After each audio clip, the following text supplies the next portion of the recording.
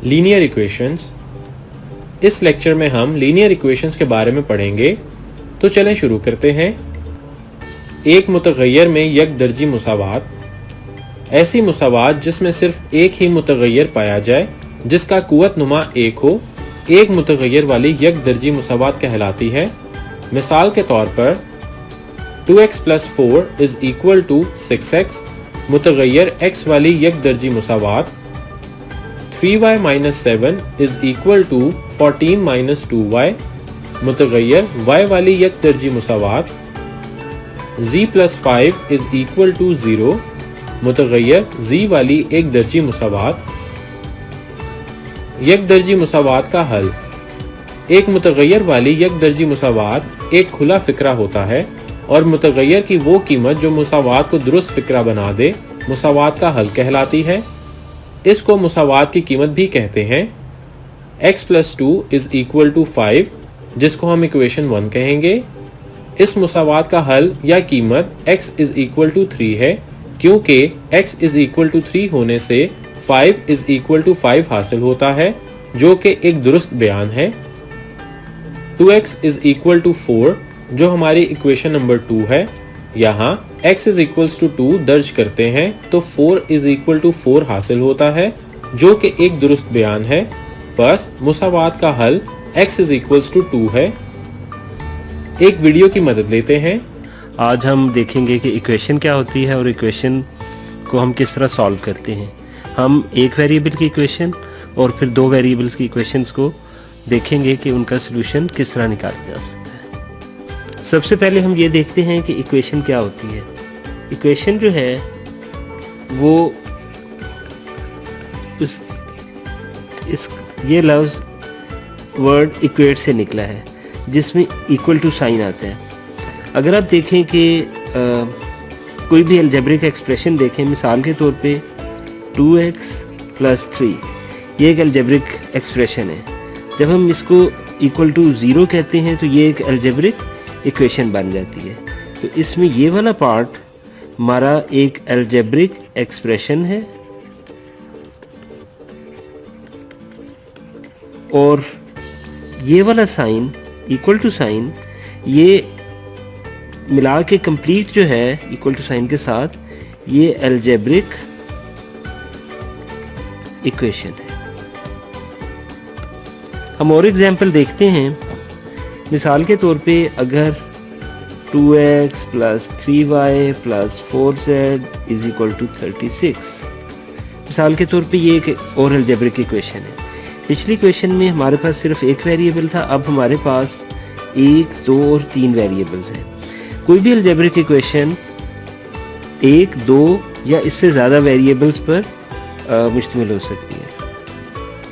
अब हम ये देखते हैं कि अलजेब्रिक इक्वेशन को हम कैसे लेते हैं। सबसे पहले हम ये देखते हैं कि जिस तरह एक तराजू होता है जिसमें हमारे पास 2 साइड्स होती हैं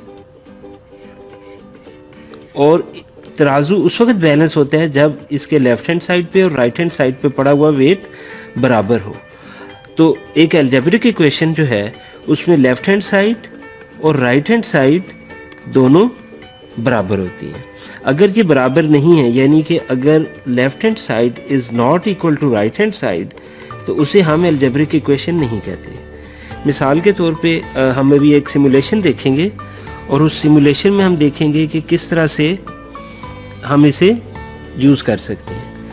मिसाल के तौर पे अभी जो हम देखने जा रहे हैं, एक इक्वेशन जो है वो एक बैलेंसिंग स्केल या तराजू की तरह है, जिसमें तराजू उस वक्त बैलेंस होता है जब लेफ्ट हैंड साइड और राइट हैंड साइड दोनों में वज़न बराबर हो। अगर दोनों में से एक तरफ भी वज़न ज़्यादा है तो तराजू बैलेंस में नहीं होगा। इस वक्त आप एक तराजू देख रहे हैं इस सिमुलेशन में, जहाँ पे लेफ्ट हैंड साइड पे भी कोई वेट नहीं है, राइट हैंड साइड पे भी कोई वेट नहीं है और तराजू जो है वो बैलेंस में है। अब हम ये देखते हैं कि अगर हम एक तरफ कुछ वेट डालें, मिसाल के तौर पे हम लेफ्ट हैंड साइड पे एक वेट डालते हैं जो कि x किलोग्राम है। हमें ये मालूम नहीं है कि x की वैल्यू क्या है, क्योंकि ये एक वेरिएबल वेट है। अब हम ये देखना चाहते हैं कि x की वैल्यू क्या है, तो हम राइट हैंड साइड वाले पलड़े में 1 किलोग्राम डालते हैं। अभी भी आप ये देख रहे हैं कि left hand side is not equal to right hand side, क्योंकि लेफ्ट हैंड साइड पे ये झुका हुआ है, हम 2 किलोग्राम मज़ीद डालते हैं।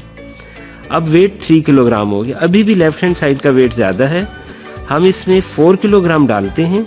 अब ये 7 हो गया और राइट हैंड साइड पे पलड़ा ज़्यादा झुक गया। इसका मतलब है कि एक्स का वज़न 7 किलोग्राम से कम है, तो हम इसमें से 1 किलोग्राम कम करते हैं। अभी भी राइट साइड पे है, अब हम 2 किलोग्राम कम करते हैं। अब आप देख रहे हैं कि लेफ्ट हैंड साइड पे झुकाव हो गया है, अभी भी x is not equal to 4। इसका मतलब है कि अगर हम इधर 1 किलोग्राम और डालेंगे तो ये बैलेंस में हो जाएगा, मीन्स कि x की वैल्यू 5 है। हम यहाँ पे फाइंड x में देखते हैं कि वो क्या कह रहा है, वैल्यू ऑफ x इज़ 5। तो आप ये देख रहे हैं कि ये बैलेंस में है, x की वैल्यू हमें 5 मिली। हम इसी x इज इक्वल टू 5 की बजाय अगर हम लेफ्ट हैंड साइड पे एक और x डाल देते हैं तो लेफ्ट हैंड साइड पे 2x हो गया। अब राइट हैंड साइड पे चूंकि x की वैल्यू हम मालूम कर चुके हैं कि 5 है, राइट हैंड साइड पे अगर हम 5 किलोग्राम और डालेंगे तो ये 10 हो जाएगा, 2x इज इक्वल टू 10। इसका मतलब है कि x की वैल्यू अगर 5 किलोग्राम है तो 2x 10 किलोग्राम है। और ये जो आप देख रहे हैं ऊपर 2x इज इक्वल टू 10, ये बुनियादी तौर पे एक इक्वेशन है, इसे हम इक्वेशन कहते हैं क्योंकि लेफ्ट हैंड साइड पे जो टर्म है वो 2x है और राइट हैंड साइड पे जो टर्म है कांस्टेंट टर्म है जो 10 है। अगर हम लेफ्ट हैंड साइड पे 3 किलोग्राम का वेट डालें मज़ीद तो लेफ्ट हैंड साइड की इक्वेशन बनती है 2x प्लस 3 और राइट हैंड साइड पे 10 किलोग्राम है और ये इक्वेशन बैलेंस नहीं है। इस इक्वेशन को बैलेंस करने के लिए हमने चूंकि लेफ्ट हैंड साइड पे 3 किलोग्राम और वेट डाला है, हम राइट हैंड साइड पे भी 3 किलोग्राम वेट और डालेंगे तो इक्वेशन बैलेंस हो जाएगी। तो 2x plus 3 is equal to 13 एक और इक्वेशन बनती है, लेकिन अभी जो हमने एग्जाम्पल देखी इसमें x की वैल्यू 5 थी। अब हम इसे दोबारा से जब यूज़ करेंगे और हम देखते हैं कि कोई और एक्सप्रेशन निकालते हैं, मिसाल के तौर पे इस दफ़ा हम बैलेंस में x डालते हैं और राइट हैंड साइड पे हम 3 प्लस 2 डाल रहे हैं। अब देखें कि इस दफ़ा x is not equal to 5। यहाँ पे ये हमें पता चला कि x की वैल्यू हर डिफरेंट इक्वेशन में डिफरेंट होती है, लेकिन किसी एक प्रॉब्लम में x की वैल्यू सेम रहती है। यहाँ पे आप ये देख रहे हैं कि राइट हैंड साइड पे पलड़ा ज़्यादा झुक गया, तो हम लेफ्ट हैंड साइड पे अगर 1 किलोग्राम ऐड करें तो ये हम देखेंगे कि x plus 1 is equal to, ये भी अभी 5 के बराबर नहीं है, हमने 1 किलोग्राम और डाला। x प्लस 2 ये भी अभी नहीं है, हमने x प्लस 3 किया, ये भी नहीं है, x प्लस 4 किया, ये बराबर हो गया।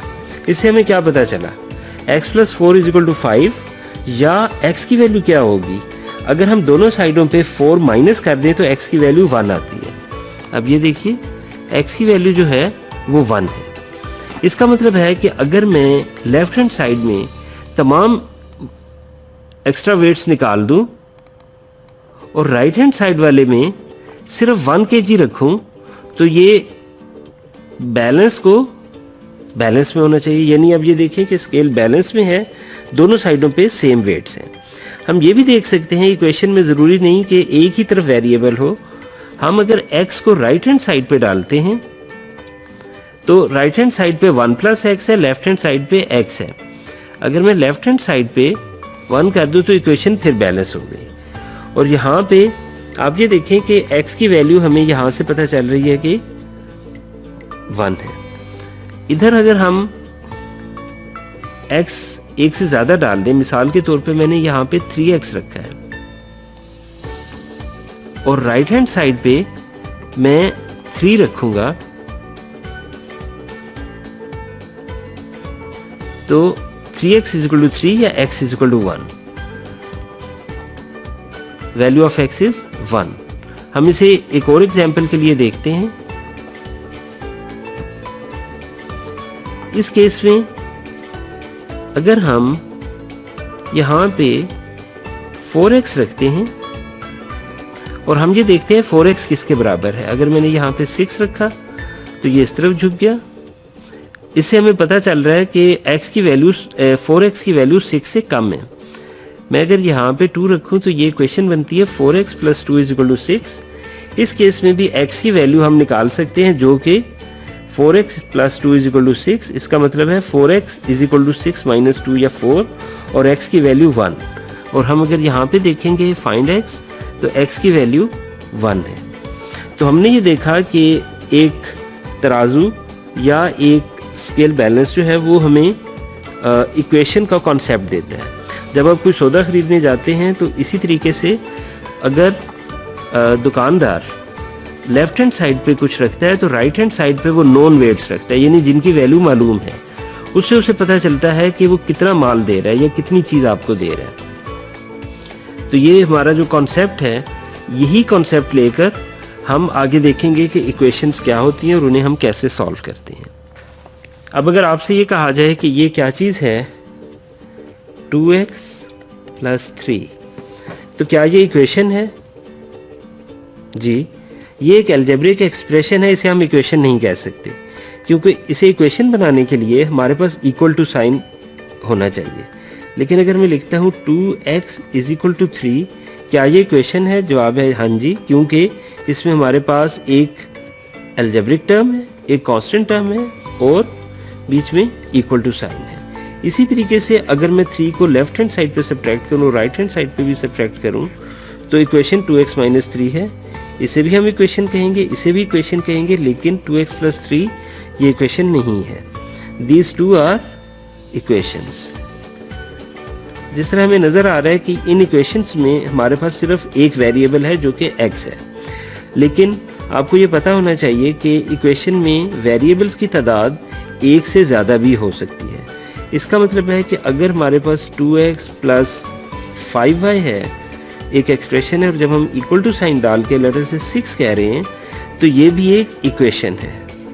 इन दोनों में फ़र्क क्या है कि ऊपर वाली दो इक्वेशंस में 1 वेरिएबल था, जबकि नीचे वाली इक्वेशन में इक्वेशन विद 2 वेरिएबल्स। और अगर हम कहें कि हमें 3 वेरिएबल्स की इक्वेशन चाहिए, तो वो कुछ इस तरह से हो सकती है x + 2y - 3z + 4 = 0। ये इक्वेशन है विद 3 वेरिएबल्स। तो हमने ये देखा कि इक्वेशन जो है वो उसमें इक्वल टू साइन का होना ज़रूरी है और कम से कम एक वेरिएबल का होना ज़रूरी है।